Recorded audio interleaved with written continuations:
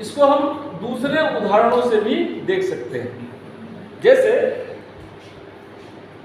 आप देखिए कि समुद्र का सी जैसा उदात्त, भव्य, दैवीय, अद्भुत वर्णन हमको दक्षिण भारत की कविता में मिलता है, या यूनान की कविता में मिलता है, या ऐसी कविताओं में मिलता है जो भूभाग समुद्र के किनारे के हैं, वो वैसा वर्णन हमको उत्तर भारत की कविता में नहीं मिलता है। क्यों? क्योंकि उत्तर भारत के लोगों के लिए समुद्र सुनी सुनाई बात है। आजकल टेक्नोलॉजी बहुत आ गई है, तो आप लोग इंटरनेट के माध्यम से, टीवी के माध्यम से, मोबाइल के माध्यम से जो समुद्री इलाके हैं उनकी सैर कर लेते हैं। लेकिन हम लोग गए 2 दिन के लिए, घूम फिर के आ गए, या पहाड़ों पर जैसे जाते हैं तो बड़ा अच्छा लगता है हम लोगों को। लेकिन जो लोग वहाँ रहते हैं उनका जीवन सोचिए कितना कठिन है, कैसा है। पहाड़ों की बात नहीं कर रहे, समुद्र की बात कर रहे हैं। तो हम लोगों के लिए वो सुनी सुनाई बातें हैं कि एक आदमी आज से 300 साल पहले, 400 साल पहले उत्तर भारत से दक्षिण भारत गया, वहाँ से घूम फिर के आया, अपने गांव बता रहा है, मालूम है समुद्र होता है, बहुत बड़ा होता है, पानी पानी होता है। बोलो इतना पानी, इतना पानी। दूसरा केवल अंदाज लगा सकता है क्योंकि उसने कभी समुद्र देखा नहीं है ना। लेकिन जो व्यक्ति उस समुद्र के किनारे रहता है उसका पूरा का पूरा जीवन ही समुद्र पर ही केंद्रित होता है। क्यों? वो जाता है आजीविका के लिए, समुद्र में नाव चलाता है, वहाँ से मछली पकड़ता है, वहाँ से उसको बाकी चीज़ों की प्राप्ति भी होती है, वहाँ से जो खाना मिलता है, मछलियाँ मिलती हैं, उससे उसका परिवार अपना पेट का पोषण करता है, उसको बेच के जो पैसे मिलते हैं उससे उसके बच्चों की शिक्षा दीक्षा, कपड़े लत्ते और बाकी पारिवारिक दायित्वों की पूर्ति होती है। उसके बाद जब वो व्यक्ति समुद्र में नाव लेके जा रहा है तो घर वाले परेशान हैं कि समुद्र में ज्वार आता है, भाटा आता है, तूफान आता है, सुनामी आती है। तो हमारे जो प्रिय हैं, जो गए हुए हैं परिवार के लोग समुद्र में, उनकी रक्षा करें भगवान, तो उसके लिए पूजा अर्चना की जाती है। तो सबसे अच्छी पूजा कौन सी होती है कि जो मारने वाला है उसी की पूजा की जाए। तो यहाँ खतरा किससे है? समुद्र से। तो उनके लिए समुद्र क्या हो गया? देवता हो गया। तो समुद्र की पूजा कर रहे हैं। अब उसके आसपास रह रहे हैं तो समुद्र की लहरें, उसकी गर्जना, उसके विविध रंग रूप, और जब ज्वार आया, किनारे पे लहरें आई, तो समुद्र के साथ साथ, पानी के साथ साथ और भी बहुत सारे रत्न, आभूषण, मोती, पत्थर, सीप भी किनारे आ जाती हैं। तो पानी उतरने के बाद वहाँ के लोग उनको बीन बीन के देखते हैं कि यहाँ पे हमको क्या क्या चीज़ें मिली। तो उसके लिए समुद्र सब कुछ है, उसका माई बाप है। तो उसका जैसा लगाव समुद्र से होगा वो उत्तर भारत के लोगों से समुद्र का परिचय उस प्रकार का नहीं हो सकता है। इसीलिए वहाँ की कविता में समुद्र का हमको इस प्रकार का रूप दिखाई पड़ता है। ठीक, एक दूसरा उदाहरण देखते हैं हम कि आप लोगों के कोर्स में है, आप लोगों ने पढ़ा लिया पहले, एक बहुत प्रख्यात कवि है, आप लोग जानते हैं, नाम सुना है? मलिक मोहम्मद जायसी, भक्ति काल के इकलौते कवि जो अपने आप को कवि कहते हैं और कवि के रूप में प्रतिष्ठा पाना चाहते हैं। बाकी सारे कवि अपने आप को कवि नहीं कहते हैं, क्या कहते हैं? भक्त कहते हैं।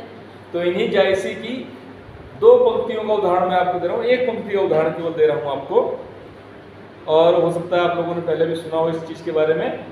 नागमती का विरह वर्णन आप लोगों ने पढ़ा है? पढ़ा है? क्या है उसमें? 12 मासा। 12 मासा साल के जो 12 महीने होते हैं उनकी प्रकृति के आधार पर जो विरहिणी स्त्री है नागमती, जिसका पति उसे छोड़कर सौतन लेने के लिए चला गया है, कहाँ? परदेश चला गया है। परदेश चला गया है, यही बहुत बड़ी पीड़ा का विषय है। ऊपर से सौतन लाने गया है करेला, ऊपर से नीम चढ़ा। ये और बुरी बात हो गई। तो वो अब दर दर भटक रही है। महीना आ गया कौन सा? बरसात का। बरसात में क्या होती है? बारिश। तो जायसी ने लिखा, बरसे मघा झकोरी झकोरी, बरसे मघा झकोरी झकोरी, और मोर दुई नैन चुए जस ओरी। मेघ आसमान में मूसलाधार ढंग से उमड़ घुमड़ कर बरस रहे हैं, और जैसे मेघ बरस रहे हैं वैसे ही मोर दुई नैन, मेरे दो नेत्रों से, मोर दुई नैन चुए जस ओरी, मेरे नेत्रों से भी पानी चू रहा है।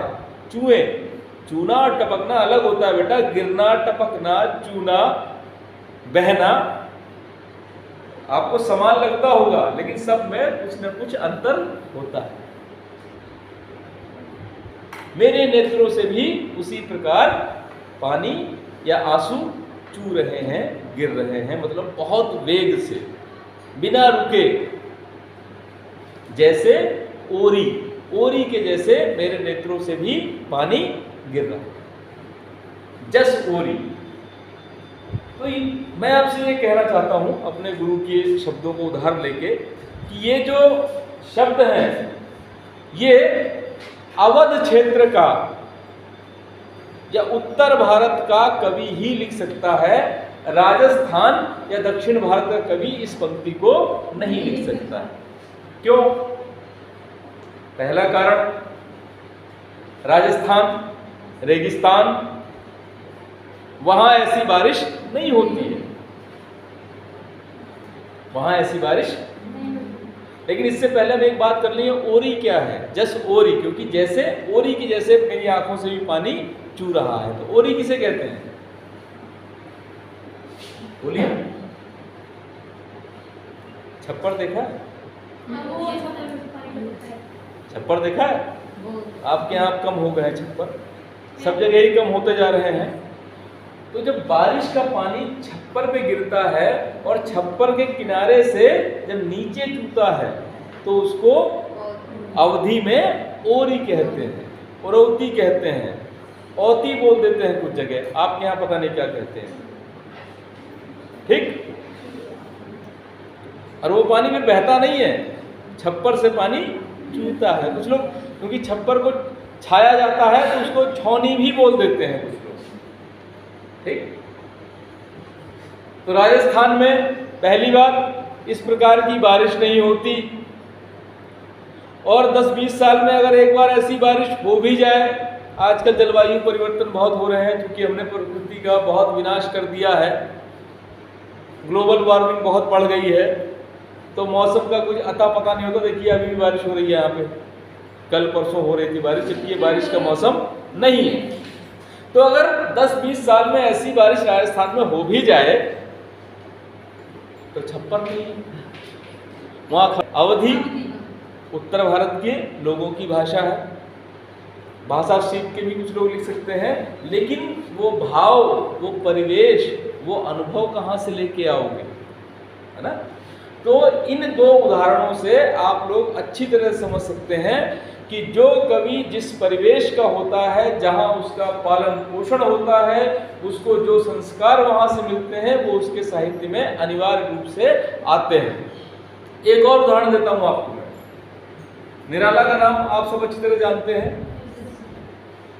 आधुनिक हिंदी के सर्वश्रेष्ठ कवियों में उनकी गिनती होती है। उनका जन्म महिषादल में हुआ था, बंगाल में, और उनका बचपन भी वहीं बीता था, शुरुआती शिक्षा भी उनकी वहीं हुई थी। तो उनको जो बांग्ला संस्कार हैं वो अपने आप ही मिल गए थे, और जो बांग्ला संस्कृति थी या बांग्ला का जो भद्र लोक था वो उत्तर भारत की अपेक्षा कहीं अधिक प्रगतिशील था, क्योंकि वहाँ अंग्रेज पहले बसे थे और अंग्रेजी शिक्षा दीक्षा, पाश्चात्य ज्ञान विज्ञान, आधुनिकता वहाँ पहले आ गई थी। हिंदी भाषी प्रदेशों में अंग्रेज बाद में आए। तो कहीं ना कहीं वो जो आधुनिकता थी, वो प्रगतिशीलता थी, वो निराला के संस्कारों में आ गई थी। इसीलिए निराला अपने समकालीन दूसरे कवियों की अपेक्षा हमें ज़्यादा प्रगतिशील दिखाई पड़ते हैं।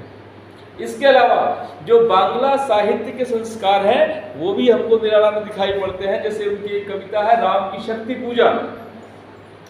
तो शक्ति पूजा का कॉन्सेप्ट उत्तर भारत का नहीं है। शक्ति की पूजा, दुर्गा पूजा कहाँ होती है? बंगाल में होती है। छुट्टियां पड़ती हैं उसके लिए बड़ी लंबी चौड़ी, और उनके लिए वो सबसे बड़ा उत्सव होता है। तो जो बांग्ला रामायण है, जिसको हम कृत्तिवास रामायण कहते हैं, वहाँ पे शक्ति पूजा का जिक्र है। उत्तर भारत की या हिंदी की जो राम कथाएं हैं उनमें उसका जिक्र नहीं है। और निराला उसी मुद्दे के ऊपर एक अपनी महान कविता लिखते हैं, राम की शक्ति पूजा। तो उनको ये लिखने की प्रेरणा उनके बंगाली संस्कारों से मिलती है, क्योंकि उन्होंने वहाँ पे बांग्ला पूजा, दुर्गा पूजा या शक्ति पूजा देखी थी, और साथ में कृत्तिवास रामायण का भी जाने अनजाने, प्रत्यक्ष अप्रत्यक्ष रूप से उनके ऊपर प्रभाव पड़ा था। तो इसीलिए वो राम की शक्ति पूजा लिखने में समर्थ हो पाते हैं। तो इससे भी ये साबित होता है कि जो कवि, साहित्यकार जिस परिवेश में जन्म लेता है, संस्कार लेता है, वो उसके साहित्य में अनिवार्य रूप से